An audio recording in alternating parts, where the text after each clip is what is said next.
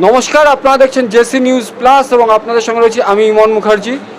এই মুহূর্তে আমাদের সঙ্গে রয়েছেন কংগ্রেস নেতা এবং আইনজীবী অনিন্দ্য রায়চৌধুরী। প্রায় 3 মাস হয়ে গেছে নির্বাচনের রেজাল্টের। এই মুহূর্তে আমরা রয়েছি অনিন্দ্যদার সঙ্গে এবং জেনে নেব অনিন্দ্যদার কাছে কিছু প্রশ্নের উত্তর। অনিন্দ্যদা, আমাদের জেসি নিউজে স্বাগত। নমস্কার। অনিন্দ্য, আমি প্রথমে প্রশ্ন করবো যে বিজেপি কি তৃণমূলের এই জেতার পরে বিজেপিকে যা চেহারা দেখছি তৃণমূলের সেকেন্ড ভার্সন হয়ে যাচ্ছে? কেন বলছি, এই যে সাম্প্রতিককালে আমরা দেখলাম 3 জনকে ওনারা রাজ্যসভায় মনোনীত করলেন, 3 জনই কিন্তু তৃণমূল থেকে আসা। সুতরাং এটা কি নতুন টিএমসি বা টিএমসির নতুন রূপে দেখতে পাচ্ছি বিজেপিকে? না, রাতে যারা বিজেপি করে সকালে তারা তৃণমূল করে। বিজেপি তৃণমূলের মধ্যে আলাদা কোনো রঙের পার্থক্য নেই, লোকগুলো সব এক। আপনি যদি একে একে দেখেন, নির্বাচনের আগেই তাপস রায়কে যখন ইডি রেড করা হয়েছিল তখন শুভেন্দু অধিকারী বলেছিলেন তাপস রায় নিশ্চয়ই এমন কোনো অনৈতিক কাজ করেছে তার জন্য ইডি রেড করা হয়েছিল। পরবর্তীকালে দেখা যাচ্ছে এই তাপস রায়কে শিল্পমন্ত্রী করা হলো এবং দেখতে পেলাম যে পশ্চিমবঙ্গের বিজেপির মুখ্যমন্ত্রী যিনি শুভেন্দু অধিকারী, যিনি একটা সময় পুরনো তৃণমূল হিসেবে চিহ্নিত ছিলেন এবং নারদার টাকাও নিয়েছিলেন, আমরা দেখেছি, নিজের চোখে দেখেছি, স্বচক্ষে দেখেছি। এবার আপনার যদি প্রকাশচিক বারাইতের কথা বলেন, এই প্রকাশচিক বারাইতের এগেনস্টে সুকান্ত মজুমদার বলেছিলেন পাবলিক মিটিং করে যে বালির টাকা সমস্ত কিছু প্রকাশচিক বারাইত নিয়েছে এবং প্রকাশচিক বারাইতের মাধ্যমেই বালির টাকা ক্যামাক স্ট্রিট এবং কালীঘাটে গেছে। সেই প্রকাশচিক বারাইতকে আজকে রাজ্যসভায় পাঠানো হচ্ছে ভারতীয় জনতা পার্টি। আমরা ভেবেছিলাম বিজেপির যারা সিনিয়র লিডার, ধরুন সায়ন্তন বসু, রাজীব ব্যানার্জি, দেবজিৎ সরকার, তারা রাজ্যসভায় যাবে, এরা নিচে বসে হাততালি দেবে, কিন্তু আমি দেখলাম অবাক হয়ে যে তারা গেল রাজ্যসভায় আর নিচে এই 3 জন সায়ন্তন, রাজু এবং দেবজিৎরা হাততালি দিচ্ছে যে ওরা 3 জন তৃণমূলের নেতা রাজ্যসভায় চলে গেল। এটা খুব দুঃখের এবং দুর্ভাগ্যের। পুরনো বিজেপি যারা, তারা খুব হতাশ এবং তারা দ্বিধাগ্রস্ত হয়ে আছে, তারা কোন দিকে যাবে তারা বুঝতে পারছে না। বিজেপি যে আস্তে আস্তে তৃণমূলীকরণ শুরু হয়ে গেছে সেটা কিন্তু বারবার প্রমাণিত হচ্ছে বিভিন্ন সমাজ মাধ্যম এবং বিভিন্ন খবরের মাধ্যমে। মানে আপনি বলছেন এটা বিজেপির তৃণমূলীকরণ হচ্ছে, মানে এখন পর্যন্ত আমরা যা সিমটম দেখছি? না, সিমটম দেখার নেই। আপনি যদি ভালো করে দেখেন, দুটো তৃণমূল হয়েছে, একটা ঋত তৃণমূল, একটা মৃত তৃণমূল। এই ঋত তৃণমূলে আপনি দেখবেন যারা যারা আছে, ঋতব্রত, ববি হাকিম থেকে শুরু করে মদন মিত্র, চন্দ্রিমা ভট্টাচার্য, অরূপ রায়, অরূপ বিশ্বাস, তাদের নামে হাজারটা অভিযোগ, কিন্তু একটা অভিযোগের জন্য ইডি বা সিবিআই করে না। আপনি খুব সাম্প্রতিক যদি দেখেন যে মদন মিত্রর বাড়িতে ইডি নোটিশ গিয়েছিল, মদন মিত্রের পরিবারকে ডাকা হয়েছিল, কিন্তু মদন মিত্র সেদিন ঋত তৃণমূলে যোগদান করলে সেদিন থেকে আর ইডির ঘুম ভাঙছে না, ইডি আর নতুন করে কলিং বেল বাজাচ্ছে না। অনিন্দ্যদা, এর পরের আমি একটা অন্য টপিকে আসব। আমরা দেখলাম 21শে জুলাই শহীদ দিবস পালন করা হলো এবং কি বলবো, একদম আশ্চর্যজনকভাবে 3টে দল, মানে ঋত তৃণমূল, আদি তৃণমূল এবং জাতীয় কংগ্রেস, তারা সকলেই নিজেদের কর্মসূচি হিসেবে 21শে জুলাইকে পালন করলো। এই নিয়ে আপনি কি বলবেন? এটা একটা অভূতপূর্ব ঘটনা। 1993 সালে যে প্রদেশ কংগ্রেসের নেতৃত্বে, মমতা ব্যানার্জির নেতৃত্বে যে আন্দোলন সংগঠিত হয়েছিল, সেই সংগঠনের করার নৈতিক অধিকার একমাত্র জাতীয় কংগ্রেস বা প্রদেশ কংগ্রেসের আছে। মমতা ব্যানার্জি এটা হাইজ্যাক করে নেওয়া হয়েছিল। মমতা ব্যানার্জি 13 জন শহীদের মধ্যে আপনি দেখবেন 13 জন শহীদের যারা কেউ চাকরি পায়নি, কারুর কোনো সহাবস্থান হয়নি, কোনো শহীদ পরিবারকে উনি দেখেননি। উনি শহীদের রক্তে রাঙিয়ে, হাত রাঙিয়ে উনি পতাকার সামনে এনে উনি আসলে মুখ্যমন্ত্রী হয়েছিলেন। কিন্তু এই যে 21শে জুলাই, সেদিন যে রাইটার্স বিল্ডিং থেকে যার নির্দেশে গুলি চালানো হয়েছিল, তিনি পরবর্তীকালে আমরা দেখেছিলাম রাজ্যসভার সাংসদ হয়েছিলেন মনীশ গুপ্ত এবং বিদ্যুৎ মন্ত্রী হয়েছিলেন। তাহলে যিনি গুলি চালিয়েছিলেন কংগ্রেসী কর্মীদের ওপরে, তাকে প্রাইজ দিয়েছিল মমতা বন্দ্যোপাধ্যায়। তিনি পরিষ্কারভাবে বলেছিলেন যে আমি মনীশ গুপ্তকে মন্ত্রী করব, মনীশ গুপ্তকে রাজ্যসভার সাংসদ করব। অতএব সেদিন থেকে 21শে জুলাইয়ের যে শহীদ তর্পণ বা শহীদ স্মরণ, সেটা নষ্ট হয়ে গেছে।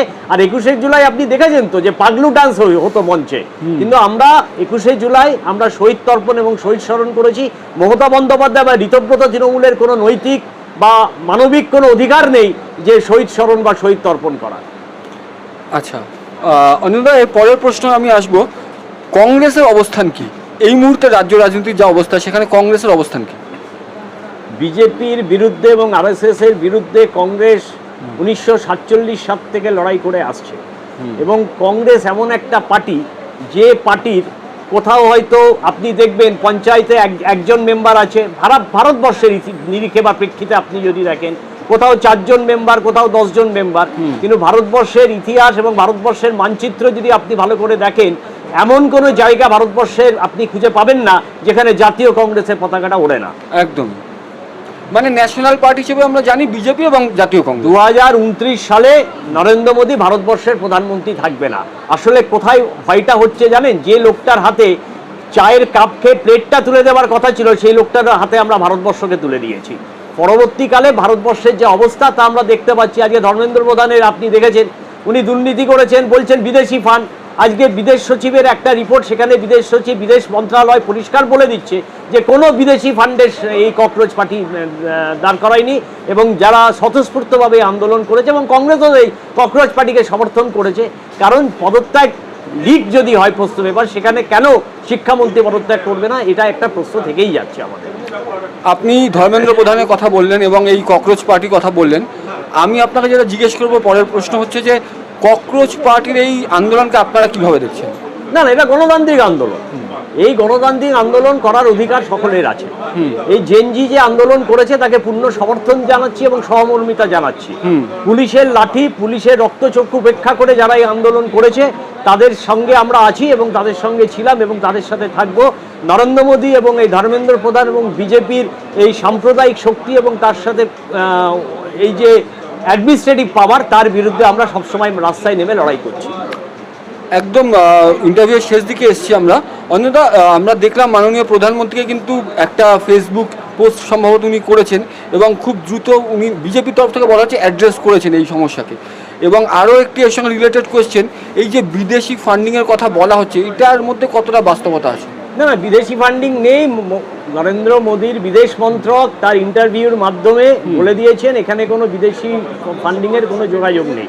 আসলে যারা রাম মন্দিরের টাকা চুরি করে, বিভিন্ন মন্দিরের টাকা চুরি করে, বিভিন্ন ক্যাগ রিপোর্টে দেখা যাচ্ছে তারা লক্ষ লক্ষ কোটি কোটি টাকা চুরি করছে, তারা সব কিছুর মধ্যেই বিদেশি ফান্ডিং দেখে। বিভিন্ন মিডিয়া চ্যানেল তারা বলেছিল যে বিদেশি ফান্ডিং হয়েছে। তাহলে যদি বিদেশি ফান্ডিং হতো, চীনের দালাল পাকিস্তান দালাল হতো, তাহলে এই চীনের দালাল পাকিস্তান দালালকে যদি নরেন্দ্র মোদী এবং ধর্মেন্দ্র প্রধানের সরকার মেনে নেয়, তাহলে দুটো প্রশ্ন থেকে যাচ্ছে। এই রাষ্ট্রবাদী সরকার চীনের দালালকে কেন প্রশ্রয় এবং আশ্রয় দিয়ে তাদের দাবিগুলো মেনে নিল? আর যদি চীনের দালাল বা পাকিস্তানের দালাল না হয়, তাহলে মিথ্যে কেন প্রবঞ্চনামূলক কথা বলে মানুষের দৃষ্টিকে ঘুরিয়ে দেওয়ার চেষ্টা করেছিল? অন্যরা এইখানে আমার প্রশ্ন, এই যে আপনি যেটা বলছেন একদমই ঠিক, আপনাদের অবস্থান আপনি ক্লিয়ার করলেন, কিন্তু বিজেপি বা কেন্দ্রীয় সরকারের পক্ষ থেকে বলা হচ্ছে সাম্প্রতিক অতীতে আমরা দেখেছি শ্রীলঙ্কা, বাংলাদেশ এবং নেপালে যে ঘটনাগুলো ঘটতে, এখানেও নাকি সেরকম ডিপ স্টেটের একটা প্রি প্ল্যানিং চলছে, কি বলবেন?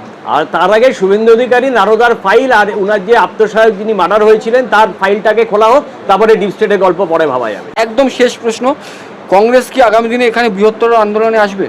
নিশ্চয়ই বৃহত্তর আন্দোলনের রূপরেখা তৈরি হয়েছে এবং আগামী দিনে কংগ্রেস বৃহত্তর আন্দোলন করবে। ভারতবর্ষের প্রেক্ষিত এবং ভারতবর্ষের প্রেক্ষাপটে আপনি যদি ভালো করে লক্ষ্য করেন, আরএসএস এ বিজেপির বিরুদ্ধে 1947 সাল থেকে আজকে 2026 অবধি যদি কেউ লড়াই করে থাকে তার নাম রাহুল গান্ধী, ইন্দিরা গান্ধী, জওহরলাল নেহরু থেকে শুরু করে রাজীব গান্ধী। অতএব বিজেপিকে 1 ইঞ্চিও জমি ছাড়া হবে না। এবং তৃণমূল কংগ্রেস যেটুকু অক্সিজেন বিজেপিকে দিয়েছিল, আজকে বিজেপির সেই অক্সিজেন নেই। পশ্চিমবঙ্গের বুকে 4th মে একটা সরকার হয়েছে, ভারতীয় জনতা পার্টির সরকার। আপনি দেখুন গণরোষ চারিদিকে তৈরি হচ্ছে। এই গণরোষ 2029-এ গণ অভ্যুত্থানে পরিণত হবে, এই ব্যাপারে আমি নিশ্চিত। অনেক ধন্যবাদ আপনাকে, আপনি আপনার ব্যস্ততার মধ্যেও আমাদের সময় দিয়েছেন। যারা শুনছিলেন আমাদের এই অনুষ্ঠান, তারা অবশ্যই কমেন্ট বক্সে আপনাদের কেমন লাগলো জানাবেন। আজকে এই অনুষ্ঠান এই পর্যন্তই, দেখার জন্য অনেক ধন্যবাদ। সকলে ভালো থাকবেন, নমস্কার।